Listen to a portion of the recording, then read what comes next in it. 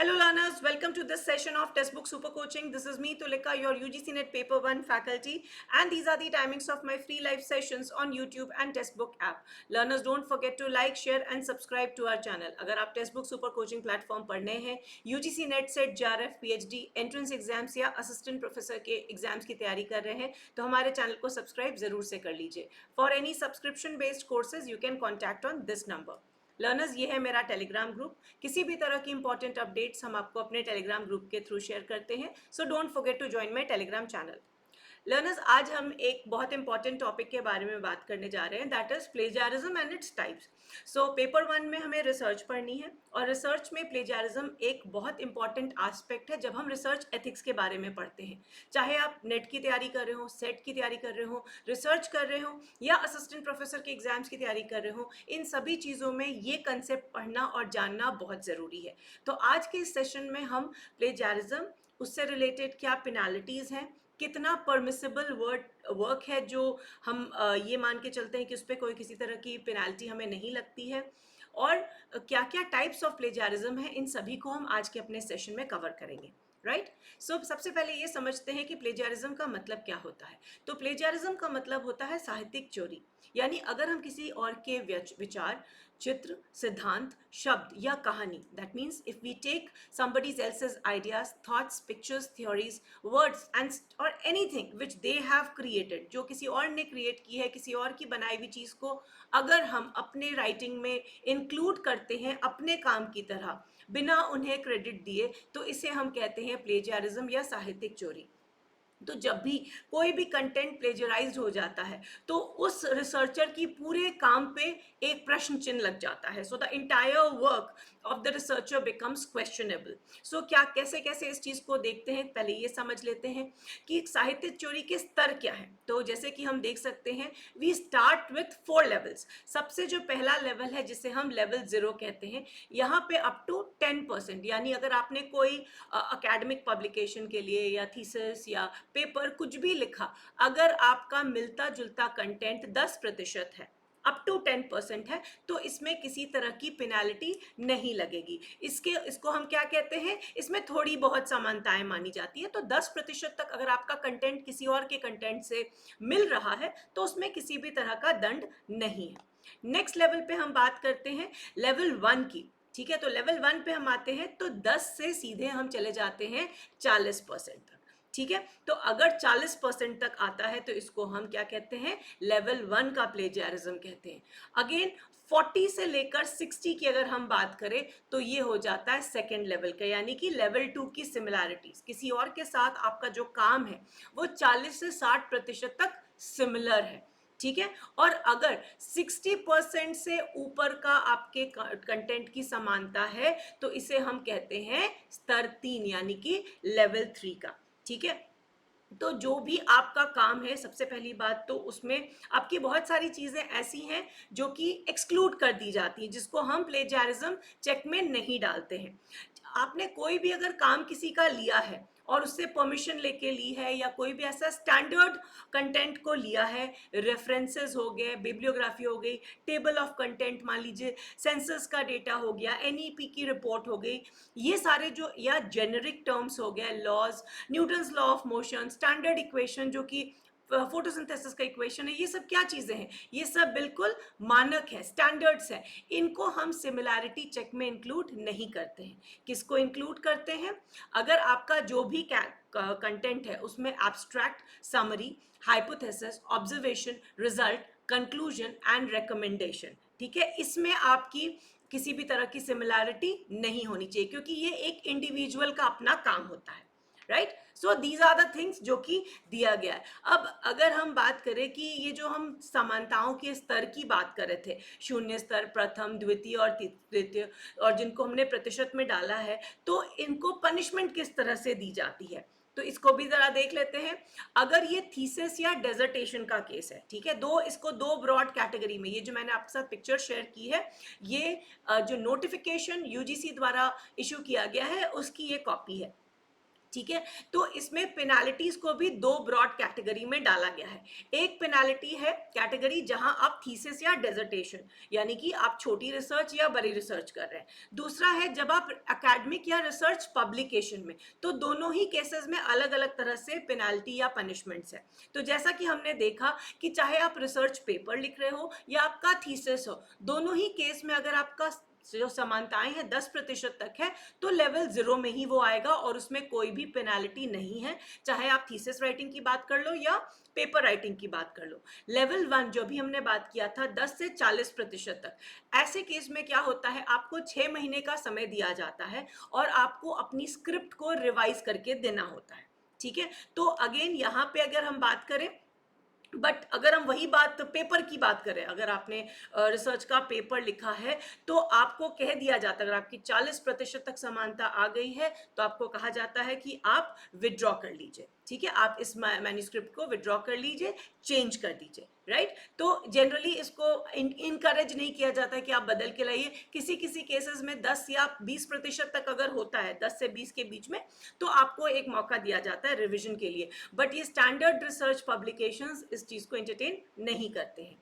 तीसरा लेवल जो जिसको हम सेकेंड लेवल कहते हैं, वो होता है आपका 40 से 60% का सिमिलैरिटी। ठीक है, यहाँ पे आपको 1 साल का समय दिया जाता है, क्योंकि ये रिसर्च की बात हो रही है, थीसिस राइटिंग की बात हो रही है, डेजर्टेशन की बात हो रही है, तो आपको 1 साल और आपका काम बढ़ा दिया जाता है और आपको कहा जाता है कि पूरा आप रिवाइज करके आइए। वही अगर हम बात करें लेवल 2 की, पेपर राइटिंग में, अगर आपका सीधे कंटेंट गया और उसमें 40 से 60% तक सिमिलैरिटी आ गई, तो सबसे पहले तो आपकी मैन्यूस्क्रिप्ट को विड्रॉ कर दिया जाता है।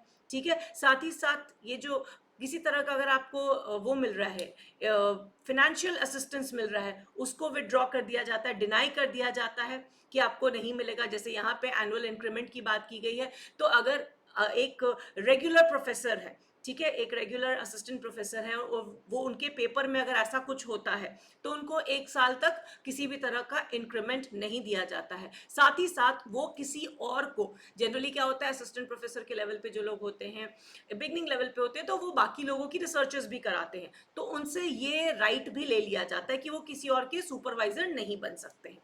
और सबसे डेंजरस जो लेवल होता है वो होता है सिमिलैरिटीज अबव 60%। तो ऐसे केसेस में अगर ये पीएचडी का केस है और आपने थीसिस जमा की और आपका जो सिमिलैरिटी लेवल है वो 60% से ऊपर चला जाता है, तो आपका पूरा का पूरा रजिस्ट्रेशन ही कैंसिल कर दिया जाता है। ठीक है, और इन केस ऑफ अगर हम रिसर्च पेपर राइटिंग की बात कर रहे हैं, तो पहले की तो पेनाल्टीज है ही, और 2 एनुअल इंक्रीमेंट्स इसमें कैंसिल कर दिए जाते हैं। मतलब वो जो भी पे पैकेज में अपने आज हैं, वो 2 साल तक उसी पे पैकेज पर रहेंगे, किसी भी तरह का इंक्रीमेंट नहीं होगा। तो जैसा कि आप देख सकते हैं कि यूजीसी ने काफी सख्ती रखी हुई है इन टर्म्स ऑफ प्लेजरिज्म। अब हम ये देखते हैं कि प्लेजरिज्म के टाइप्स क्या क्या हैं। But before we move ahead learners, हमारा foundation batch 2.0 is already going on with paper 1 and paper 2 subjects, जिसमें आपको क्लासेस मिलती हैं, जिसे आप बाद में रिकॉर्डेड भी देख सकते हैं। PDFs, strategy sessions, mock test, everything is included. So you can get yourselves enrolled. Now we'll talk about the types of plagiarism. किस तरह के plagiarism होते हैं? तो first जो इसमें हम लोग पढ़ेंगे वो है intracorpal. ठीक है, इंट्राकॉर्पल क्या होता है? कई बार ऐसा आप लोग ने देखा होगा कि क्लास में किसी को कोई काम लिखने के लिए कहा गया, वर्क बनाने के लिए कहा गया, और एक बच्चे ने दूसरे का बच्चा सेम सबमिशन में कॉपी कर लिया। मान लीजिए किसी ने किसी एक टॉपिक पर ऐसे लिखा, somebody has written an essay on a topic, दूसरे बच्चे ने हु बहू उसे अगर कॉपी कर लिया, तो इसको भी प्लेजियारिज्म कहते हैं, and it is known as इंट्राकॉर्पल।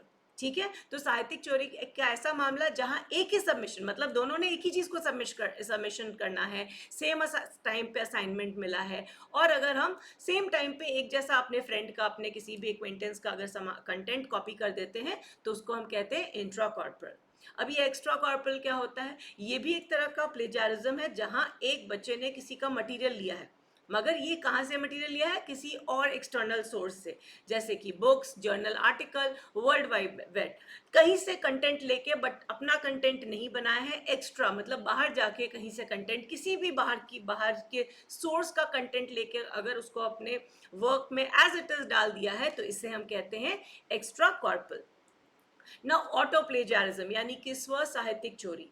तो कई बार ऐसा होता है कि हम अपना वर्क को अपने दूसरे वर्क में इंक्लूड कर देते हैं मगर साइट नहीं करते हैं, राइट तो ऑटो प्लेजारिज्म को कई बार हम सेल्फ प्लेजारिज्म या ड्यूप्लीकेशन भी कहते हैं। जब हम कोई एक वर्क बना रहे होते हैं अपना और अपने पुराने वर्क का एक बड़ा चंक यहाँ पे ऐड कर देते हैं और इस चीज का मेंशन नहीं करते हैं, तो ऑटो प्लेजारिज्म को ही सेल्फ प्लेजारिज्म या डुप्लीकेशन कहा जाता है। ये वर्क मेरा हो सकता है पब्लिश्ड हो सकता है ना भी पब्लिश्ड हो, राइट तो पहले का प्रीवियसली पब्लिश्ड वर्क या नॉट इवन नॉट अगर हम पब्लिश नहीं किया हुआ है हमने, ठीक है, अगर पब्लिश नहीं किया हुआ है तो वो ऑटो प्लेजारिज्म में नहीं आएगा। अगर पब्लिश्ड है, आपने वर्क अपना लिख के रखा हुआ है, दैट्स योर वर्क, आप कभी भी उसको यूज कर सकते हैं।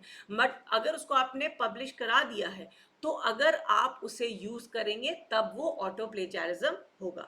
और उस केस में आपको क्या करना चाहिए, आपको उसे अट्रीब्यूट करना चाहिए, आपको इस बात का मेंशन करना चाहिए कि मेरे प्रीवियस वर्क का है जो मैंने सो एंड सो जगह पे पब्लिश किया था, ठीक है। उस केस में ये ऑटो प्लेजारिज्म नहीं होगा। कंप्लीट प्लेजारिज्म, पूर्ण साहित्यिक चोरी, ये पहले बहुत होता था। आज से अगर हम बात करें 10 साल पहले बहुत होता था, जहां एक रिसर्चर पूरी की पूरी किसी और की मैन्युस्क्रिप्ट या स्टडी को लेता था और उसे अपने नाम के अंतर्गत उसे पब्लिश करा देता। तो it is said to be as complete plagiarism, ठीक है। पूर्ण साहित्यिक चोरी जहां पे हम पूरा का पूरा कंटेंट किसी और के द्वारा बनाया हुआ अपने शब्दों में भी नहीं, अपने नाम से सिर्फ उसको पब्लिश करा देते हैं, ठीक है। Now there is a category of स्रोत आधारित साहित्यिक चोरी यानी कि सोर्स बेस्ड प्लेजारिज्म। सो प्लेजारिज्म बहुत सारे तरह के सोर्सेज पे भी डिपेंड कर सकता है, ठीक है। कई बार ऐसा होता है कि हमने अपने रेफरेंस में एक सोर्स को साइट किया मगर वो सोर्स क्या था, इनकरेक्ट था या ऐसा कोई सोर्स एग्जिस्ट ही नहीं करता है। वो किस लिए किया जाता है, लोगों को भ्रमित करने के लिए, ठीक है, मिसलीड करने के लिए। तो हमने बता दिया कि भाई मैंने डेटा लिया है एनसीईआरटी से, मगर ये एनसीईआरटी में ये डेटा था ही नहीं, ठीक है। या मैंने कोई ऐसा वेबसाइट का नाम यूज किया विच इज एन इनकरेक्ट, या मैंने सिर्फ साइटेशंस को मिसलीड करने के लिए, गलत दिखाने के लिए मैंने कोई गवर्नमेंट की रिपोर्ट का नाम दे दिया which is again an incorrect. तो जब भी हम प्लेजरिज्म करते हैं which is specific to source, जब सोर्स पे आधारित होता है उसे हम सोर्स बेस्ड प्लेजरिज्म कहते हैं। नेक्स्ट इज डायरेक्ट प्लेजरिज्म या verbatim.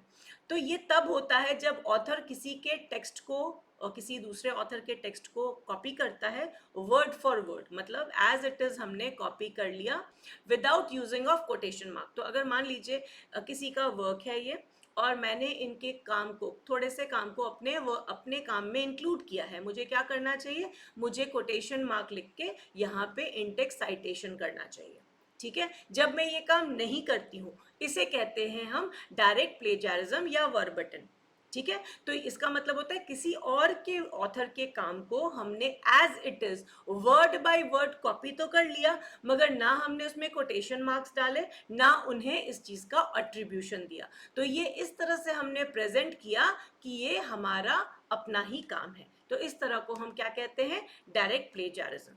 Next again very common type of plagiarism is paraphrasing.